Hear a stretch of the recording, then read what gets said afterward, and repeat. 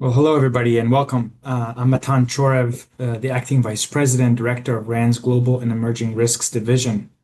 Our mission in GER is to help decision makers understand, anticipate, and prepare to navigate the national security and geopolitical implications of some of the most consequential risks to humanity and global security: the rapid advancement of AI, the biotechnology revolution, a changing climate, and intensifying strategic competition. Artificial intelligence is transforming how we live and work and how our nations fight and compete. It holds immense promise, but also profound risks to human survival and agency if misused or mismanaged. We bring together the world's leading researchers, technologists, policymakers, and strategists to develop analyses, strategies, concepts, capabilities, and plans to meet the tests before us. Today's presentation is a perfect example of our team's work: deeply researched, theoretically informed, historically grounded, methodologically rigorous and creative, and full of innovative and practical ideas. And Mike Mazarr is a perfect example of the extraordinary talent we're bringing to this important endeavor. Over many years inside and outside government, I have benefited enormously from Mike's scholarship and partnership. The opportunity to work with and learn from Mike was one of the main reasons I was so enthusiastic about joining RAND almost a year ago, and it's why I leapt at the opportunity to host today's Policy Lab. I promised Mike I wouldn't violate the Geneva Convention by reading you all his distinguished bio.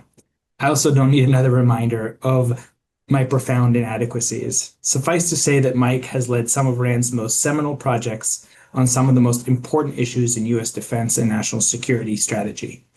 And as a longtime educator, including at the RAND School of Public Policy, Mike has shaped a generation of scholars and practitioners who are making a significant impact in their own right. Before we jump into Mike's presentation, I just have a few quick housekeeping items. First, today's webinar is being recorded. We will have some time for Q&A with Mike, so please do drop your questions into the Zoom Q&A feature throughout the session. And we'll be sharing a few helpful links in the chat throughout the presentation, so do keep an eye out for that. With that, I'm really pleased to turn it over to Mike for his presentation. Thank you very much. Take it away, Mike. Thank you, Matan. That was super kind, and I'm really delighted to be here today to talk about this incredibly timely subject. Obviously, this is a really critical topic at a critical time. A day doesn't go by without several stories in most major papers about AI and what it's doing to jobs, companies, society. Just recently, a number of developments that some of you may have read about, yet more reports coming out about the potential for AI to replace a lot of human labor, take a lot of jobs. There were a number of reports about this odd site and activity called Moltbook, which was a social network for AI agents, where although some of the participants are now known to be people, for the most part, autonomous AI agents gathered there, communicated with one another, shared ideas of how to serve their human masters, a very odd and a little bit disturbing process. The release of a new Chinese AI model, Kimi 2.5, that is competitive with a lot of US models on a lot of benchmarks, and demonstrates again the ongoing competition between US and Chinese AI labs and the United States and China more broadly for leadership in this AI era. And these kind of developments and many more like them are signposts of really a bigger theme, which is that we're facing a new techno-industrial revolution that has the potential to be as profound as the Industrial Revolution, much bigger in that sense than what we sometimes call the computer or information revolution of the 1990s, which affected how we do work, but didn't fundamentally change society in a lot of ways. More like the Industrial Revolution, this transition has the capacity to rewire societies in some really important ways, to challenge fundamental issues of human identity, agency, dignity, and in some ways raise really bizarre possibilities of an emerging society composed of human and AI actors or agents that work together, that compete, that support one another, potentially undermine one another. Really dramatic possibilities with this AI revolution. And in the process, what it's going to do is change the context for national competitive advantage. The Industrial Revolution did this. Some countries vaulted ahead during that period, some were left behind, and the AI revolution is likely to have similar effects. Now, I'm one of those who believe that this is going to unfold somewhat more gradually and slowly than some of the most extreme ideas or theories of the AI revolution. In other words, it might take 10 years for some of the biggest effects to hit, as opposed to just a couple of years, as some people believe. But the Industrial Revolution unfolded over a century. And so even if we're talking about 10 or 20 years for AI to change the nature of work, to completely overturn a number of major sectors of the economy, career fields, for AI plus robotics to change the way things are made, the way economies work, you're still talking about incredibly rapid change in historical terms. And again, countries that master this transition are going to flourish in this era, and countries that don't potentially are left behind. Now, this issue of what does competitive advantage look like in the AI era has attracted some attention, some analysis, but I think still we need a lot more deep assessments of what this is going to look like. How is AI going to reshape power in the international system? How do nations flourish in this era rather than stagnate? What do the findings say about the kind of strategy that the United States should adopt for the AI era? And these were the questions that I sought to address in this study.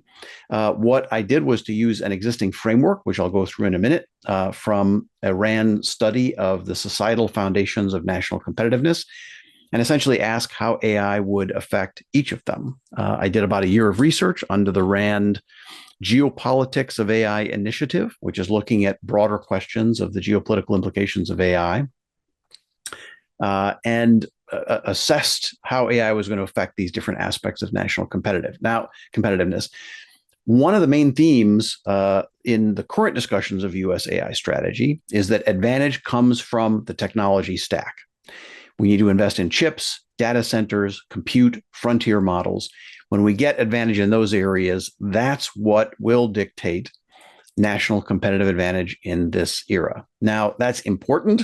It's not unimportant, but my research suggests a different top-level conclusion, and that is that national competitive advantage comes from areas beyond technology, that ultimately this is a social, not a technological challenge, and that the nations which find ways for their society as a whole to flourish under the influence of AI will be the ones that win. I think this is in a lot of ways the lesson of the Industrial Revolution, and it'll be true again today. I think, too, that Americans are starting to realize this. You're seeing more and more reports of sort of general disquiet with what's going on, political pushback on things like the construction of data centers, Americans getting a sense that their way of living and their social patterns are going to be disrupted by this new technology. And I think that relates to an instinctive sense that it is in those kind of social patterns that we're going to find ways that nations do well or do not do well in the AI era. So in just a few minutes, I'm going to do three things. Quickly review this framework for thinking about the societal foundations of national competitiveness. Look at AI, how AI will affect those characteristics or qualities, and then talk very briefly about some basic principles of a national strategy for success in this era. Now, a key theme from this earlier work, which was a 3-year course of study we did for the Office of Net Assessment in the Pentagon, was that looking at sort of great powers throughout history, how they had flourished or declined based on large-scale techno-industrial revolutions, the basic finding was that competitiveness comes not primarily from developing individual sources of technological or military advantage, those kinds of capabilities. Those are, in a way, the symptoms of competitive strength. The real source of competitive advantage is the underlying societal characteristics that promote national solidarity, national dynamism, that distinguish nations that are strong societies from those that fall into these kind of disastrous feedback loops of social instability, intellectual stagnation, political and institutional ossification, potentially military defeat. So it's the societal foundations of national strength that are the key to really sustainable competitive advantage. And so to me, the biggest question today is how does AI affect those kind of qualities? So let me run through initially this framework that we developed in that study of ways to think about national competitive advantage broadly. We had 7 societal foundations or qualities of national competitiveness that we thought were especially critical. One was national will and ambition. This is both internationally and domestically the essential urge for achievement, for intellectual achievement, a sense of national destiny and greatness, a drive to be great, both internationally for the nation to establish itself as a leader in the international community, and then also domestically within different interest groups, sectors of the economy. This sort of basic driving will to achieve is a consistent factor or quality that you see in great powers that do well over long periods of time. It's often matched with a second characteristic we identified, unified and coherent national identity. Pretty straightforward, a sense of national solidarity, but in particular, a sense of membership in a national community that inspires individuals to sacrifice, to work and sacrifice on behalf of their nation, something that's really essential to sustaining national advantage over the long term. A third quality of nations that have strong societies is shared opportunity. That is, all groups throughout society to contribute their full potential to the national project and to develop talent in areas all across the society, rather than having major elements of the society left out of advances and shared opportunity. Fourth quality is what we call an active state. So this does not assume that the public sector, the state controls the economy, runs things, but rather in great powers throughout history that have had competitive success, you see them using their national government, national and regional governments to take the actions that are necessary to set the context for competitive success. So in some cases, like Britain in the Industrial Revolution, you had a very laissez-faire situation where the state was relatively modest in its interventions in the economy, but it took critical actions. It built a financial sector. It established an international presence in the form of colonies that eventually contributed to Britain's economic success. It began to invest in workforce development. It protected patents to a sufficient degree to allow early entrepreneurs to achieve success. So in other words, an active state is a state that is doing what's needed based on the period of history so that the other actors in society can achieve competitive success. The fifth quality of successful nations is one of the best established variables or preconditions for national success in the literature and political science and economics, and that's effective institutions. We have some definitions of what we mean by effective institutions, but essentially these are institutions, which means both formal organizations and then softer norms and habits in society that govern societal interactions, that work well, that enforce the rule of law, that provide public services in an effective and efficient way, that create the norms of interaction between actors in society, that reduce transaction costs and promote social stability in various ways. So strong and effective institutions are a critical underpinning for long-term national success. The sixth quality is one of the most abstract, but also I think one of the most important. And in fact, we put this at the centerpiece of our theory of national success.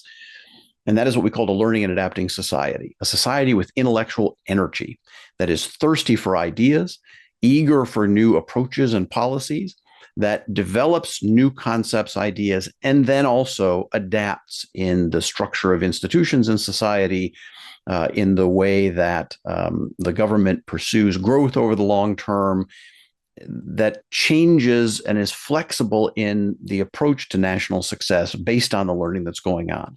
In other words, just an intellectual and adaptive engine at the heart of society. And then seventh and finally, what we called competitive diversity and pluralism. And by this, we meant diversity in every way you can imagine.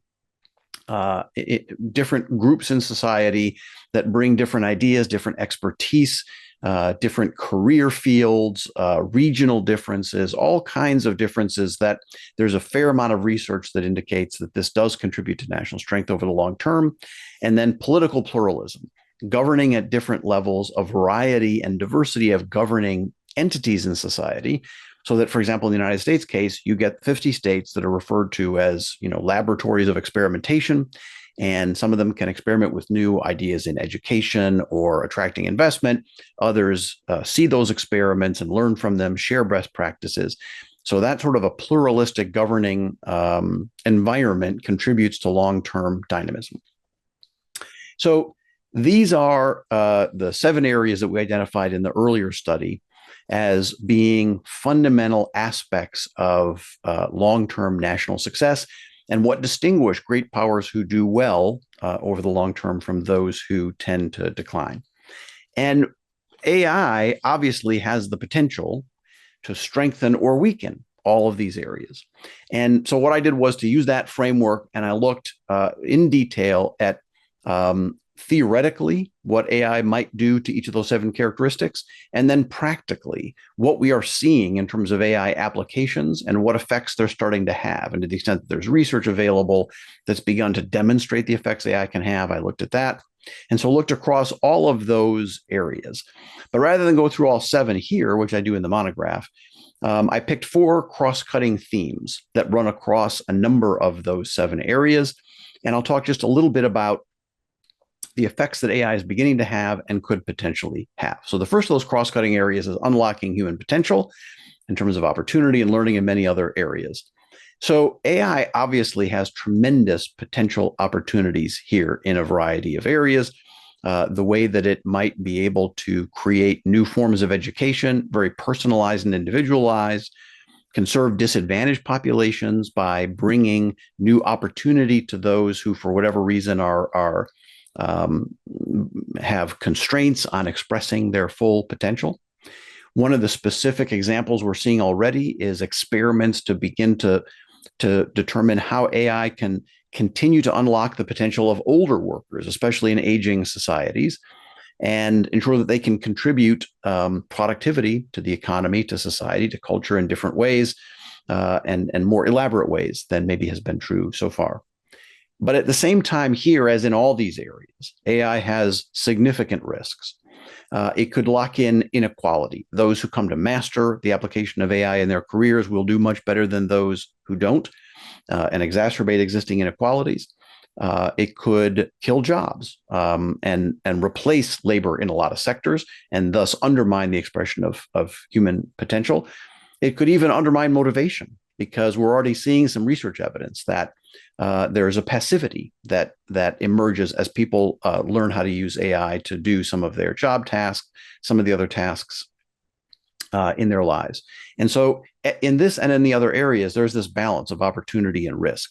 And the critical thing for long-term national competitiveness is which societies figure out ways to maximize the opportunity, mitigate the risks, which goes to one of the underlying themes of this study, which is obviously that it's how we manage the impact of AI in our societies, not just letting it sort of roll over us, that will determine national competitive advantage.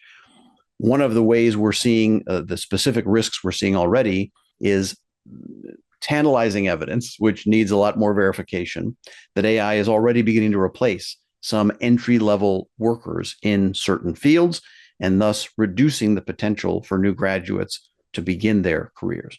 So unlocking human potential, a big cross-cutting theme that will determine AI's effect on national competitive advantage. Second one, boosting learning and innovation.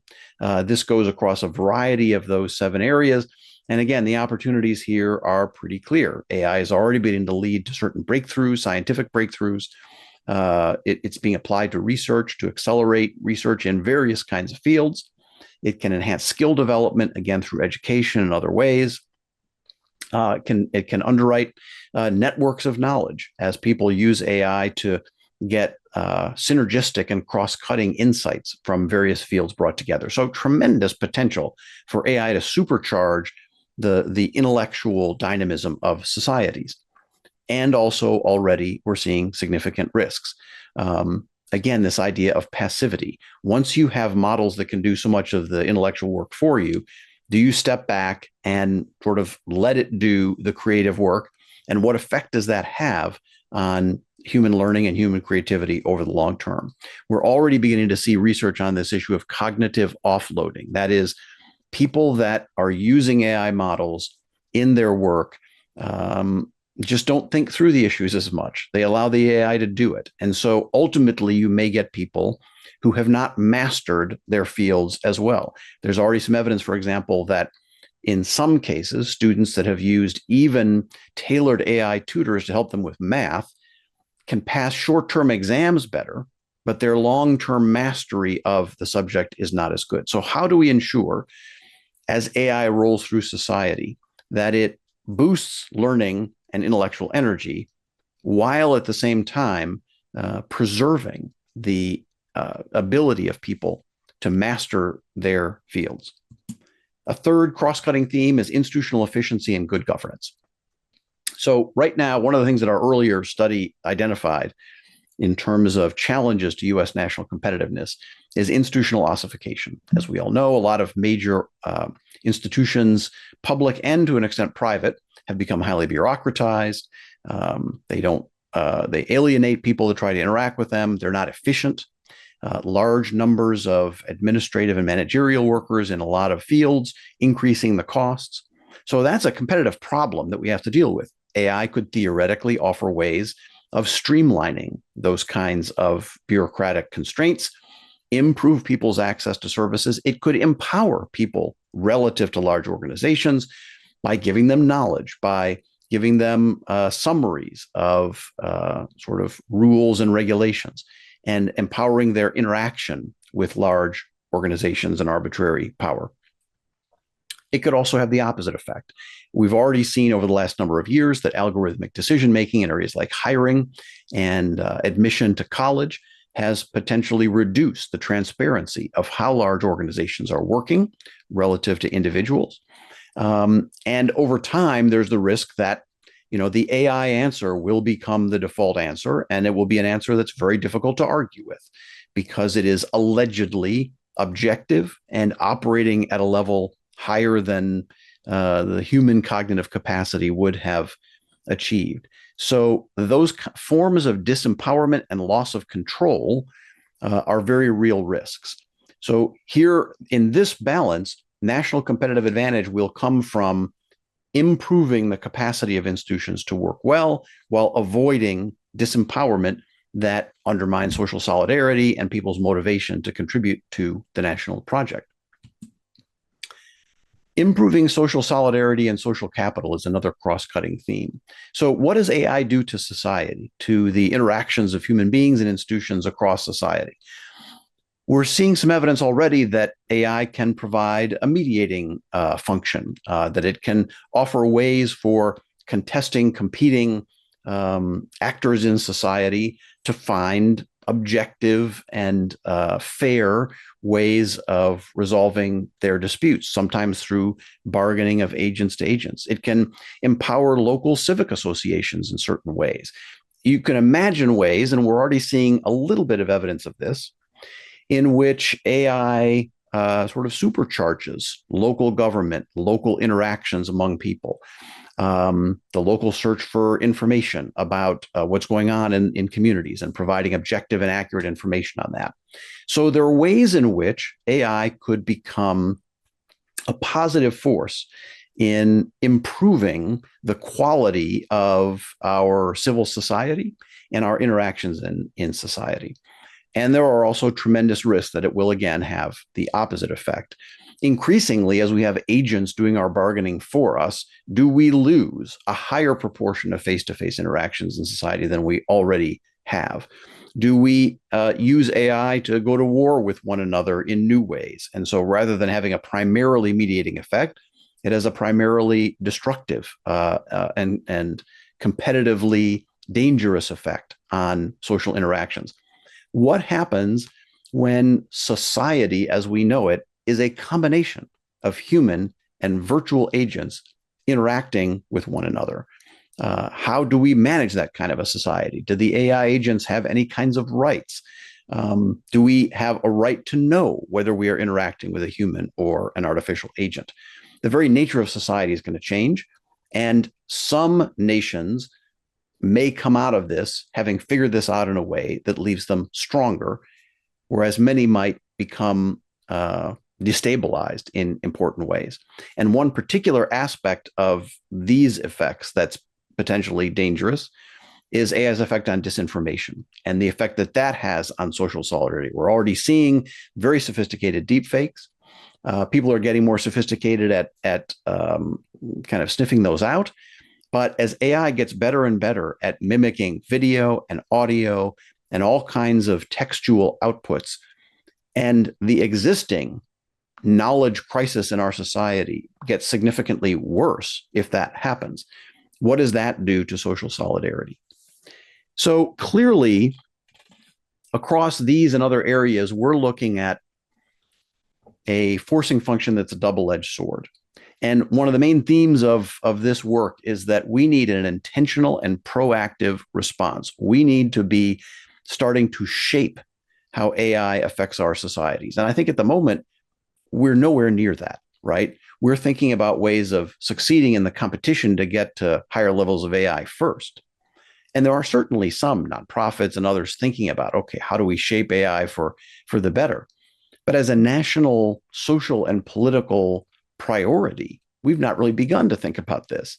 The actions we take to ensure that we get the benefits and do our best to mitigate the risks.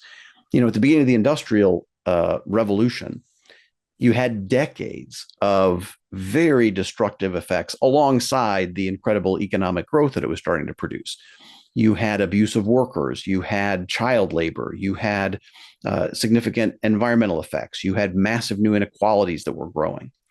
And eventually in key societies, particularly the British and the American that we looked at over the course of decades, there are responses, significantly grassroots responses from different groups in society that take actions to shape the effect of the Industrial Revolution, to soften its worst edges, and to get something that is very imperfect, but ultimately brings a higher standard of living while avoiding some of the worst effects. That's the kind of bottom-up social set of movements and thinking that we need to shape this AI revolution.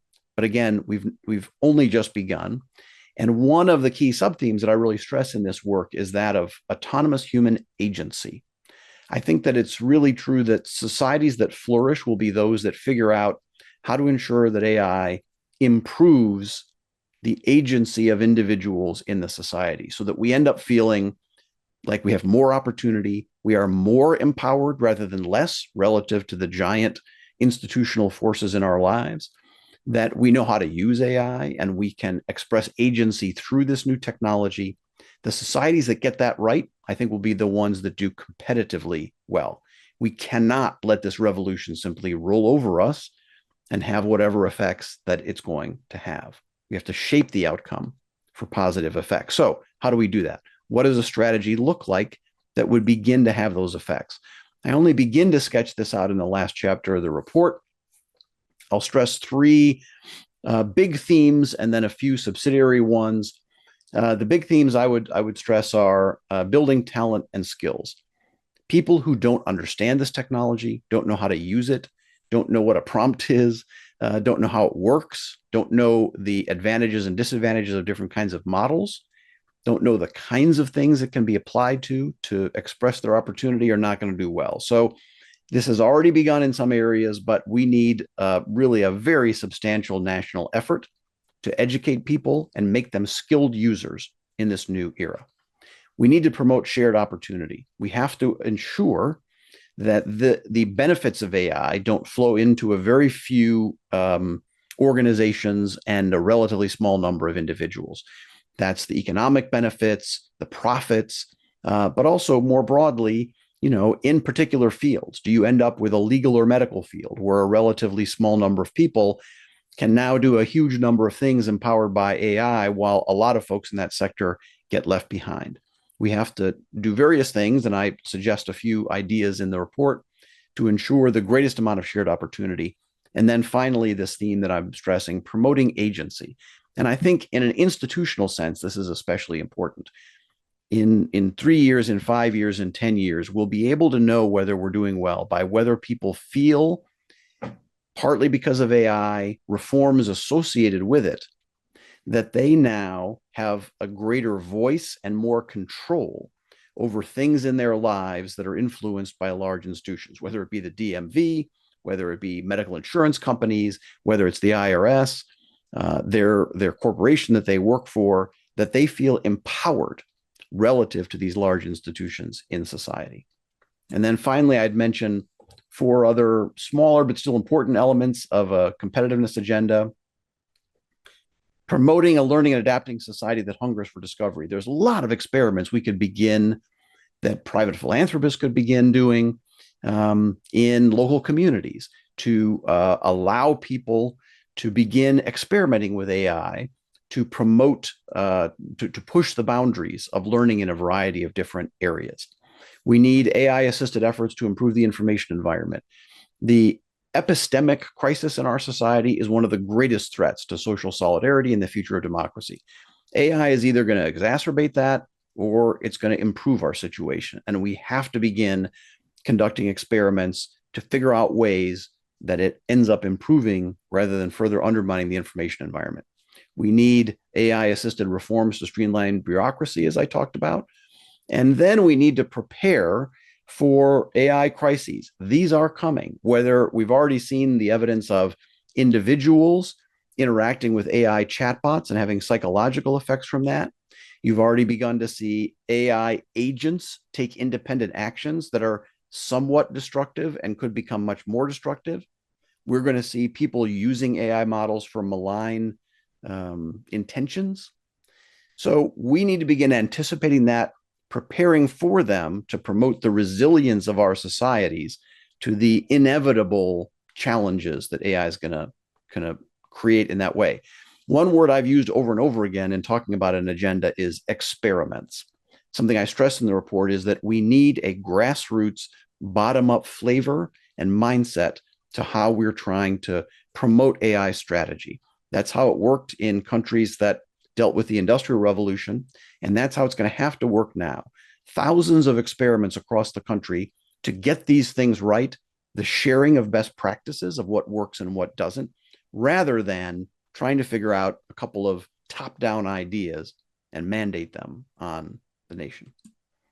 So the challenge is aligning American society to the demands of this new era. That's what will promote national competitive advantage. That's what will promote national health and solidarity. That's what will leave our children better off in the AI era than before. And it's well past time to get started, because we're going to ultimately have, I think, a lot less time to get this right than we did in the Industrial Revolution. So I'll stop there and take some questions from Matan and others.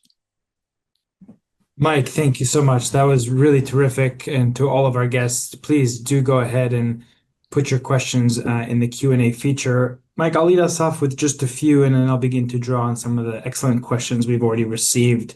Before we look forward to some of your prescriptions and ideas, it might be useful to just take a moment to look to the past. You have this delicious passage in the report where you note the disparate fates of different nations had in the Industrial Revolution era. And you say, we should be prepared to see nations have similar divergent fates in the AI era. You write, and I quote, "Some countries will become the Britons and Japans of this age, the dominant early leaders or the clever, determined fast followers. Others might end up as the Ottoman Empire of the AI era, dragged down by social and political patterns disastrously mismatched to the demands of technological and industrial leadership. Still others will become the Russias of this period, large and powerful by the indices of the previous era, and too potent and too determined to be ignored, but not remotely competitive with the leading economies across the variety of frontier technologies and social innovations," end quote. Putting the US and China aside for the moment, which countries do you think are best suited to thrive if not lead, in the AI era? And who do you worry most about becoming the Ottoman Empire? So it's a really interesting question, and it's a little hard to answer definitively for two reasons. One is, as we've talked about a lot in our work here on AI, the future evolution of AI models and their applications has a lot of uncertainties. And one of the biggest ones is the distinction between the effects of the what we call the frontier models, the most powerful AI models, mostly being developed in the United States, and the fast follower, sometimes open models, some of them Chinese and some US, that are not as powerful, but can maybe do 80% of what the leading models can do for most people. If the second set becomes sort of a dominant force in the actual application, diffusion, practical use of AI, then you can have a lot of countries that have access to the needed models to do, the sort of cutting edge things that AI does. One of the biggest debates we constantly have is, when do you get to artificial general intelligence or AGI? When do you get to super intelligence? What kind of capabilities does it allow? So one vision of the future is the most advanced frontier models in the United States cross certain thresholds and begin to generate discoveries and capabilities that are far beyond any other AI. And in that world, then you said putting aside the United States, but the country that has that really is dominant. I'm not sure if I find that as a complete story entirely persuasive. The other reason it's hard to answer your question is we're just at the beginning of this, and it's right now there's no country that's really far down the road in thinking about these societal factors that I'm talking about. What I would say is I think that the countries that are set up to do best are those that already have a conscious mindset about shaping social factors for national stability, national solidarity, national dynamism, economic dynamism, and that therefore can kind of translate that mindset into how do we make AI best work for the people, the countries that already have a sense of promoting agency, among citizens in their society and equality and things like that. The United States certainly has significant elements of that. I think we're well ahead of China on that kind of metric. A lot of countries in Western Europe, Japan, there's a number of countries that I think fit into that basket. But of those, I don't see any so far that, when you read, there's probably 100 national AI strategies published now. We looked at a representative list of 75 or 80 a year ago or less. When you look at those AI strategies, there's a lot of talk about the technology and a little bit of rhetoric about the broader societal effects. And beyond that, you don't see countries really striking out to set the foundations really well so far. Perfect, Mike. There are a couple of questions that pull on this thread a little bit more. And I mean, I think the report hints and indeed acknowledges, I think, that this particular technological revolution, with all its potential disruptions, is coming at a particularly challenging moment. Right. At a moment where the kind of the democratic foundations, our institutions, not just in the United States, but across the democratic world, are under a lot of challenge from within and from without, and in a moment where the international landscape is particularly contested, competitive, chaotic. How does that affect your analysis or your prognosis about the kind of requirements to navigate this? It's one thing to do it in kind of more ideal circumstances, Right. but the circumstances are hardly ideal. Can you say a little bit more about how these criteria and this research connects to the current reality in which this technology is arriving? Yeah, absolutely. So I've got a section in the first chapter that lays out a number of these challenging trends in society, political polarization, the information environment, inequality, and on and on.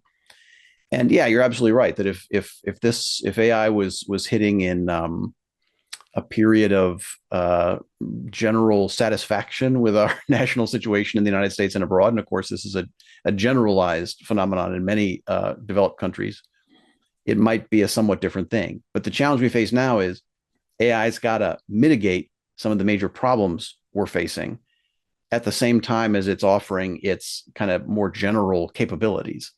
And so to me, that kind of strengthens the reason why I think the societal management of AI as a force is so critical, because we are heading in some of these troubling directions. And so we need to get a hold of that and use AI as a tool to do it. So yeah, I mean, I think it just redoubles a lot of these challenges by introducing. I mean, one way to put it, and I'll finish, is because of a variety of the trends we're dealing with, political polarization and information poisoning in particular. It's extraordinarily difficult for the United States and a lot of other advanced countries to solve major problems right now. We just can't generate the bipartisan political will. There's so much misinformation out there that disrupts the potential to build a consensus.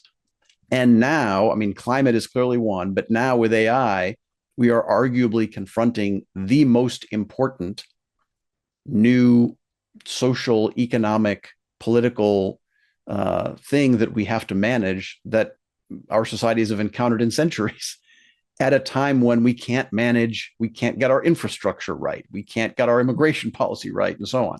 So yeah, it's an enormously challenging moment, and it's a test of the kind of political willpower and desire of, in our case, Americans, to get together and say we want to figure this out for the best.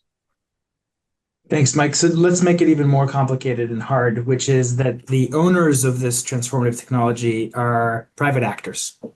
The United States does not own any of the models. It relies on and draws on innovation that is in the private markets. I think it's kind of, at least in modern history, there's not a great example where general purpose technology of this scale and significance is not, unlike nuclear weapons, which the United States government, was the possessor of, these capabilities are outside.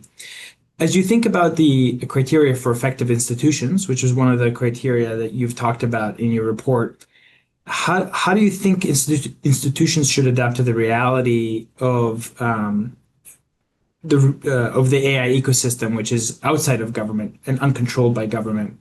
What implications does it have for the functioning and the trajectory of how we think about institutions in our society?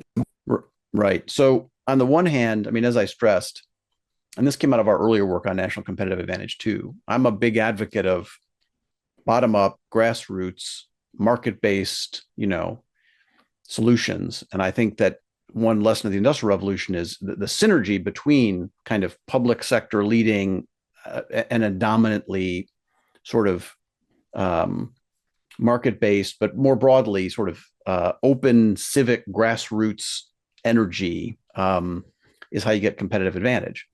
But I also think, I mean, AI is one of a number of cases where we are seeing that there are challenges where a simply competitively and profit-driven private sector approach to a problem is not sufficient for the public good. That's sort of a statement of the obvious. But there's a series of, the information environment to me is another great example of this, of some of these challenges where the engines that are changing society are in private sector hands, and they're having very profound effects on the future of American society.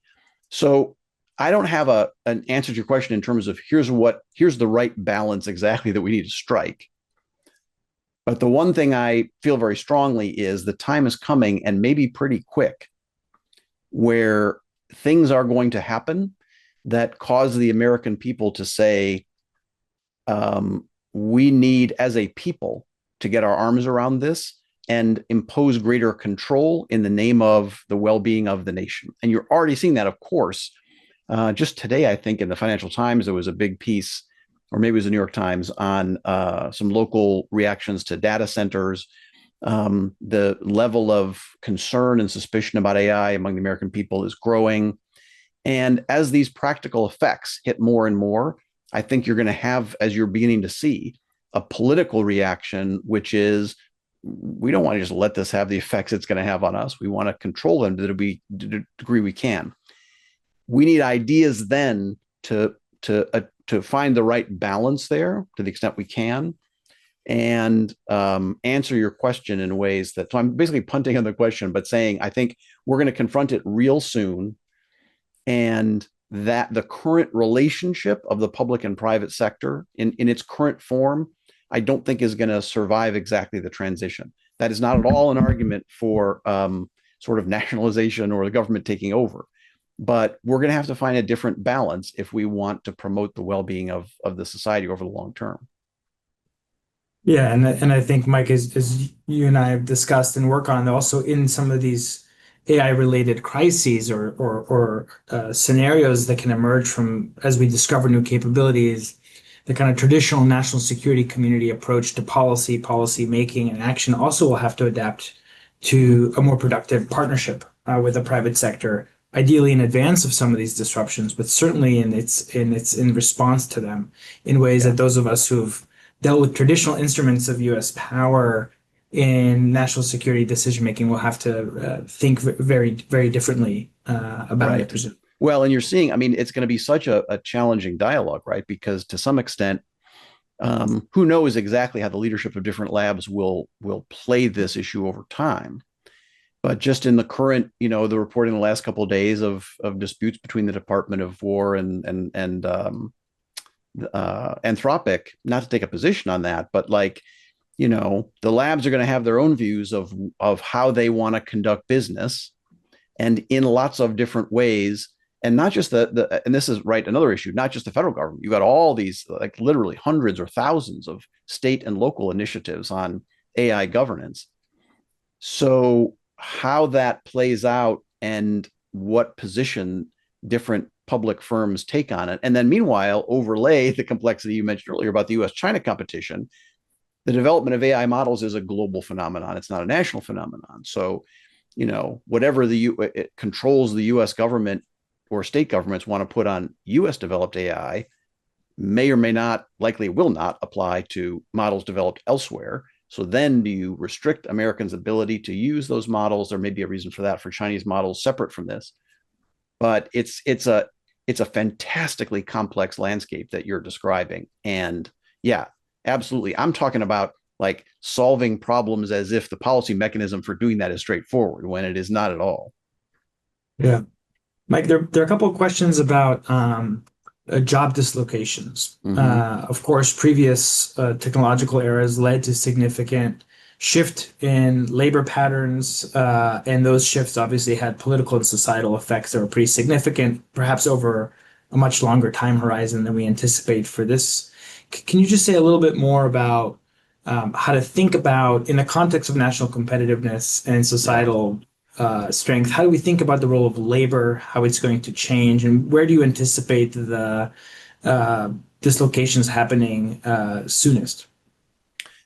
So, I mean, in terms of your last question, we're already seeing some big dislocations in software development and coding. I mean, that's sort of at the forefront, obviously. I mean, there's this big distinction, and of course, and there's many people far more capable than I am of having this discussion. But there's a whole separate discussion to have about the actual capabilities of AI models, how fast they're, what they can do, what they can't do. And I think there's a fundamental distinction between tasks that are ultimately quantifiable and optimizable as opposed to those that are messier. Now, there's a debate about that, and there's those who believe the models will get to the messy stuff pretty quickly too. But coding is something a lot more straightforward than even people use chatbots for therapy, but then something like that.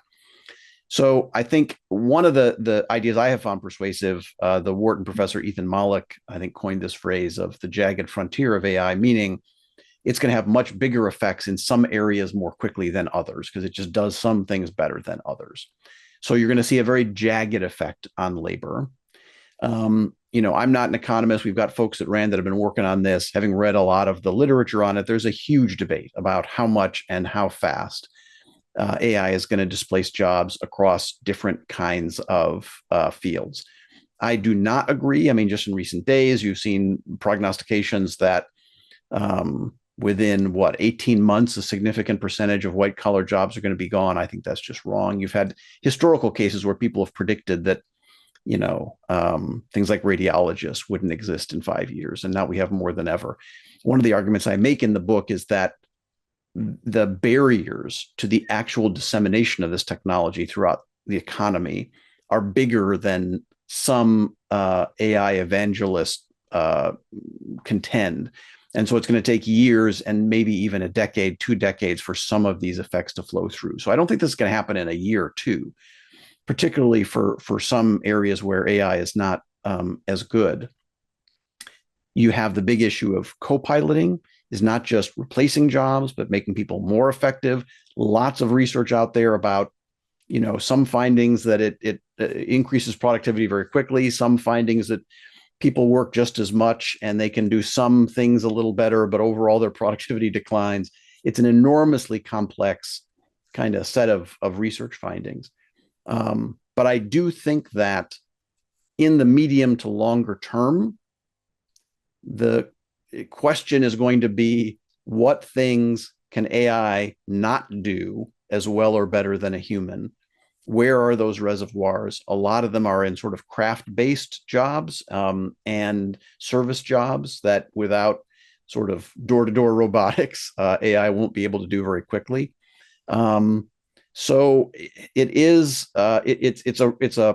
a huge transformation and a tidal wave that is coming. And this is one of the examples of the societal things we've just begun to figure out. There's proposals out there for minimum wage, or rather a guaranteed minimum income, job retraining. To me, a lot of that stuff is either totally unaffordable given our fiscal position or just not demonstrated to work. And this issue of what happens to human labor is one of these things we have to figure out. And for example, do we want to put any guardrails on? Do we want to limit the speed and pace with which jobs get replaced, even at the cost of some level of productivity and efficiency? So yeah, I realize, again, in some of these cases, I can't give you just an easy answer because there is such vast uncertainty about how this is going to unfold. But it's, a question that in terms of human dignity, we've got to answer as a society. And the debate is just barely underway on how to do that. I was reviewing all the questions we've received, and I think we've covered most, if not all, of the themes, even if not each specific question. So I think it might suggest, unless you have a final word, Mike, we might begin to wrap. Before we go, we do like to put up a poll for all of our participants about these sessions. Your answers will not be visible to everyone else, but it will be very useful to us to get your feedback. Make sure that these sessions are worthwhile to you and that we can continue to improve them over time. I would also urge you to sign up for RAND's Policy Currents newsletter, which delivers our latest research and insights right to your inbox. Do follow us on your social media platform of choice. Those links should be in the chat if not already. And on behalf of Mike and the entire Policy Lab team, let me just thank you again for taking time out of your very busy schedules to be with us. Please do download Mike's terrific report, and please do continue to engage with us in this conversation. I can't think of a more important one for us to have together. So Mike, thanks again, and thanks to all of you for your time. Thank you, Matan.